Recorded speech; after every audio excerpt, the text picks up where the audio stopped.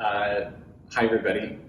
Jen and I are just here in the sanctuary of the church, and we're going to talk a little bit about some of the ministry that Jen has been doing over the last year, of course, with a break in the middle for maternity leave, and what kinds of things she's been restarting.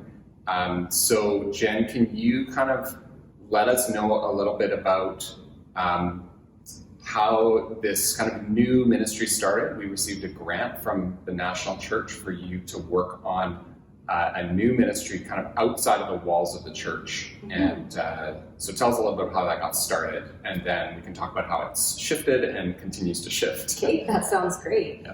So to really backpedal, it started many, many years back with Matt and I talking about planting churches and forming community and things like that. And then there was an opportunity for me to go to an assessment out in Vancouver with Cyclical PCC, a church planting network. And I was kind of given the green light that it was a program that it made sense for me to enter into to gain support through the process of discerning and starting something new. And so through a lot of prayer, we thought maybe it should be up in the area of the city we live. We live in Transcona. And so there's several people that we already had existing relationships. And when I say we, I mean my husband Matthew and I. We had existing relationships with some people that live in the area and that are young families. And so we thought this seems like a logical as well as spirit-led first step. And so we started together. We tried a few different things. We got a couple of people together to discuss what might we talk about, what might kind of draw us together as a community. And this was all like over like kind of May, June, July of 2019. So yes. Just about a year ago from where we are now. Yeah. Is that right? Yes, okay. That's absolutely right. And we did a couple of gatherings. One, we attempted a public gathering at a park. We did a picnic and we engaged with some other families that showed up at the park, which was a really fun time to be together and then to pray together as well. And then we had another group that Matt and I were actually meeting with a couple of women doing a very kind of casual Bible study. And then something started to emerge with that.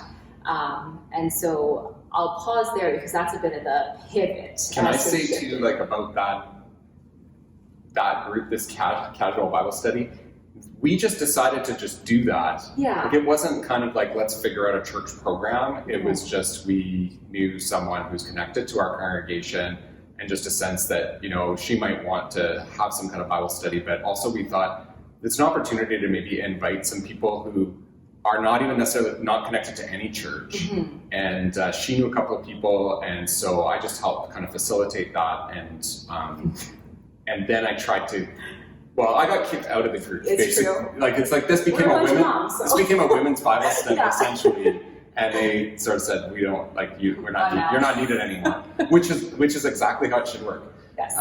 But it's that one particularly I think is interesting because it just sort of happened out of a couple of conversations and wasn't anything official for the church. Mm-hmm. And this is one of the things that I think we actually need more of as part of the wider church is just people sensing, hey, I'd like to try and do this, and maybe just starting, and then we'll be able to support you as well in starting things like that.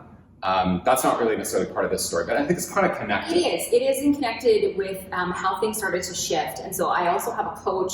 She's awesome and has helped me through the process of discerning to pay attention because we really thought that this was a certain direction we were supposed to go and what that would look like. We thought we had an idea. And then a lot of other things started to emerge that it was like, oh, I don't think so. So there is a big encouragement to continue to follow the Spirit's leading, and that's been a really cool journey for us to engage with.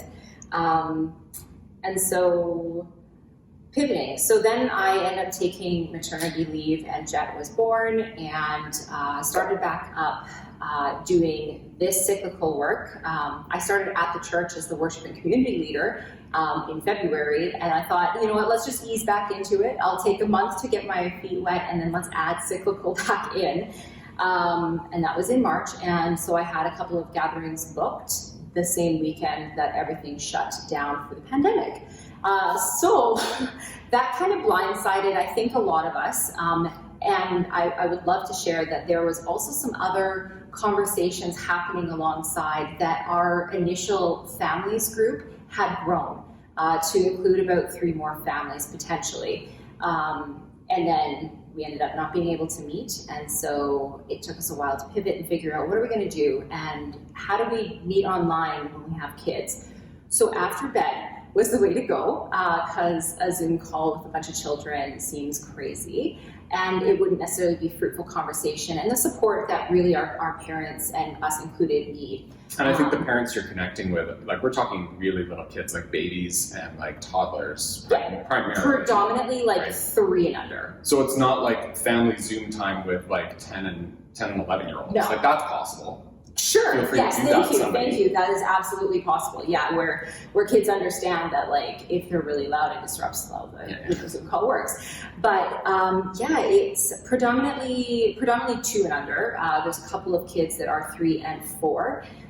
Is the oldest child that's really connected at this point. But there is a couple of other kids that are going to be a little bit older, kind of coming into the fold with the families as we move forward and as we figure out what's a safe space for us to meet as a group. But I'm getting ahead of myself. So we have been meeting now since April, so April, May, June, for 3 months, and I think we've met about twice a month each of those months, and it's been really great for the families, for the parents specifically, to get together and to share some struggles, to process life through a pandemic, working from home, being a full-time parent, all of these kind of burdens that we all have collectively. And it's been a great source of support and encouragement for one another. And then as we start to hit our stride, we're able to celebrate with each other too, which I think is wonderful. And then we pray, and it's so, so good. So that's kind of where we've been at, and we're just about to pivot again. And now that we've kind of established a little bit of a core group, we're ready to bring some other people in. We kind of have a bit of a sense of sort of what we're doing and the direction that it might go collectively. So collectively, we have an idea of the direction we feel the Spirit is leading to continue to support one another and to engage with how faith and how Jesus is present in our lives and with our families as well.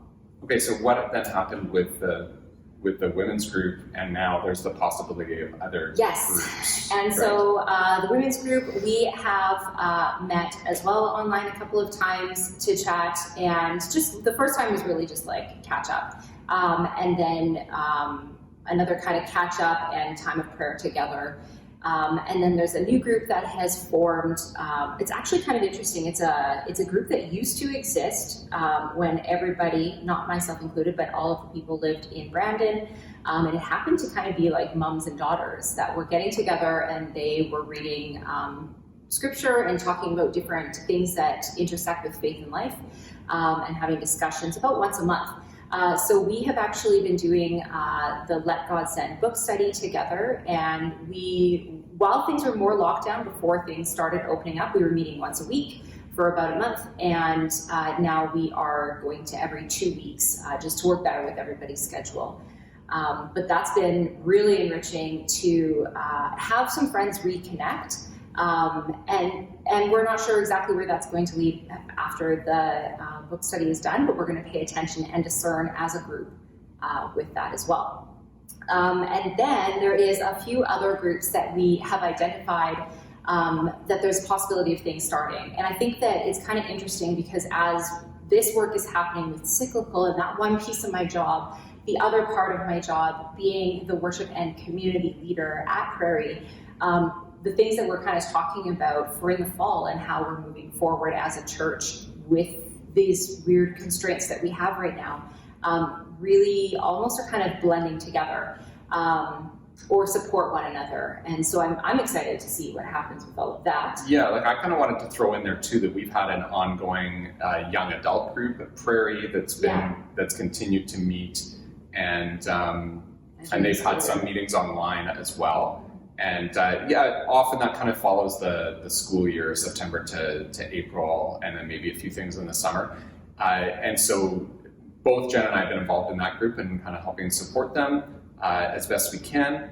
And then what Jen's referring to, kind of looking at the fall, I think what I'm really interested in is this idea that any kind of groups can sort of form organically. Yeah. And it might be around like a Bible study or a book study or support or prayer, but it could also be around like a service initiative or, going and volunteering together or something like that. And what we want to encourage is anyone in the life of the congregation or any church, really, it doesn't even have to be Prairie Church, to think about, well, where do you think God might be leading you to actually start something, some kind of, that involves community and involves compassion for one another or for our world or for our neighborhoods.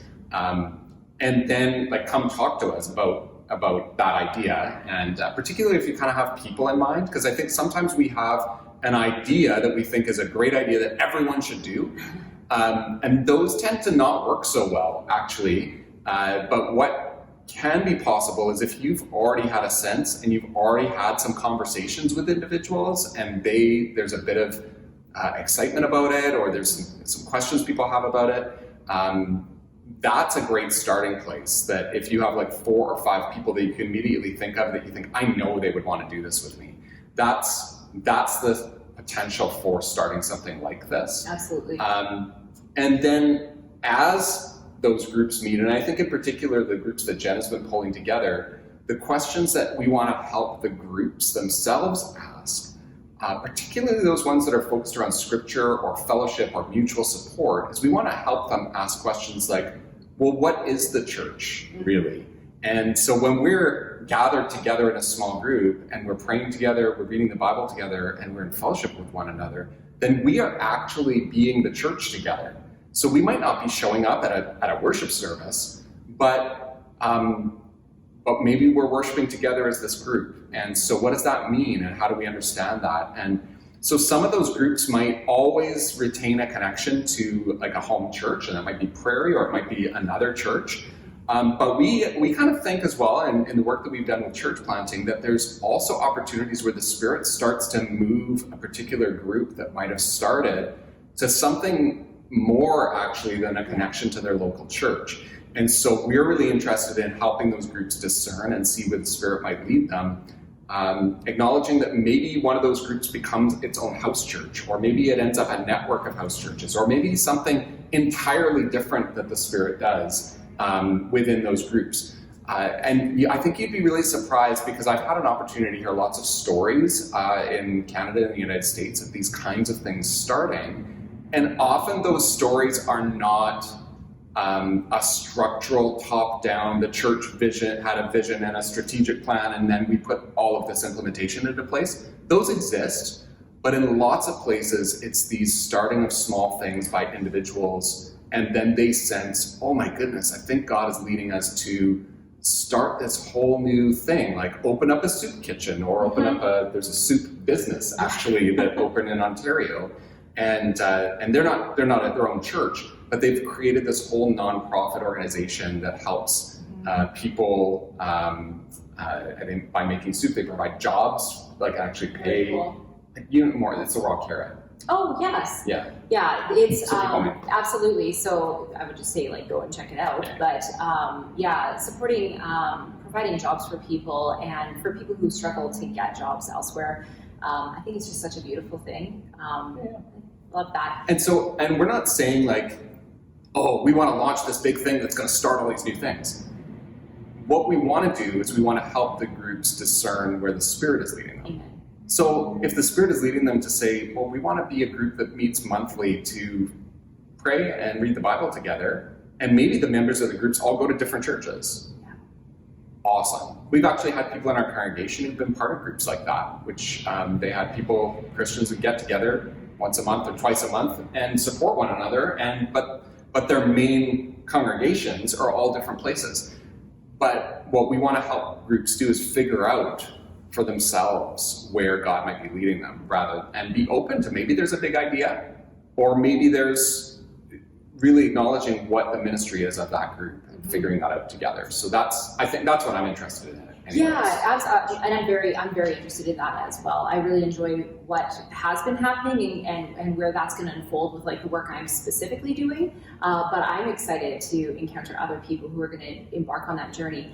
I really strongly feel like I need to say there might be somebody who's watching this, and don't be afraid. That's what I'm getting. It's like you need to not worry about that fear, the judgment, being ill-equipped. Because both of us have been in that space of I'm not equipped to do this, and there's times where I'm sure even now we feel not equipped to do this. But that's why the church is a community. And if God is calling you, like Moses was like, dude, I can't talk. Like, send my brother, don't send me. God sometimes will even provide partnerships to foster growth. So don't be afraid. If you really are feeling that God is placing something on your heart and encouraging you or nudging you, or you've got this idea that like you keep dreaming about, or you can't stop thinking about, or you keep hearing other people talk about this thing and it just keeps resonating right here, like talk to us. Let us know how you can move from that space to a new space where other people can be involved in that as well. Also, you might be someone who is immediately saying, well, actually, I don't want to start anything. I don't want to be like, that's fine. Yes. But you might also be thinking, oh yeah, but I'd love to be in one of those groups that you've just described. And why didn't I know about this? And I'd like to know more. And I think like have some patience, because what we want to do is in August, September, into the fall, we want to also provide a way, so not just for people to have a place where they can come and speak with us about starting something new and starting up a new group, but also a way for people in the church to be able to say, yeah, I'd love to be in a group that's focused around Bible study or focused around prayer. Like, we'll probably have a checkbox or a form or something. I don't know what we'll do, but we want to provide a mechanism for you to be able to say, yeah, I'd like to be in a group, so that then we can actually help kind of on both sides of that equation. The people who are saying, yeah, I feel like I really need some support in my spiritual life right now, and I want to be with other Christians in a small setting to do that. We really think that's powerful. But also for those people who kind of have this spark of an idea, we want to encourage that too. So both of those things need to happen. So we're going to try to provide ways for that to happen going forward in the fall. So we don't have all the systems worked out yet, but you'll hear more about that. And mostly we wanted to share kind of Jen's ministry and how really, I think in a lot of ways what Jen has been doing has really impacted some of our thoughts and ideas around how we might do ministry in sort of small group settings that might take a variety of forms. And I also think because of not being able to gather in person, this has just heightened my own awareness of we need each other all the more. And we weren't organized for let's get people into small groups to support one another. We tried to provide whatever opportunities we could, like online worship and a few Zoom opportunities. But I've seen other churches that had a good small group framework, or I've seen house churches respond really well to this, where it was just an instant, we just flow right into Zoom. And now we're able to meet with 10, so we go back to how we were meeting before, just socially distant, and they were able to fluidly move in and out of that. So I would love to see us do this, not just because of this time, but also I think it's revealed that we need to connect with one another in these smaller type settings in ways that are actually helpful for our faith. Absolutely. So I think part of this is all about that as well. So anyway, thanks for sharing with us a little bit. This kind of went in a whole direction of like, and here's a whole big thing that we're thinking about. But that's probably good. For sure.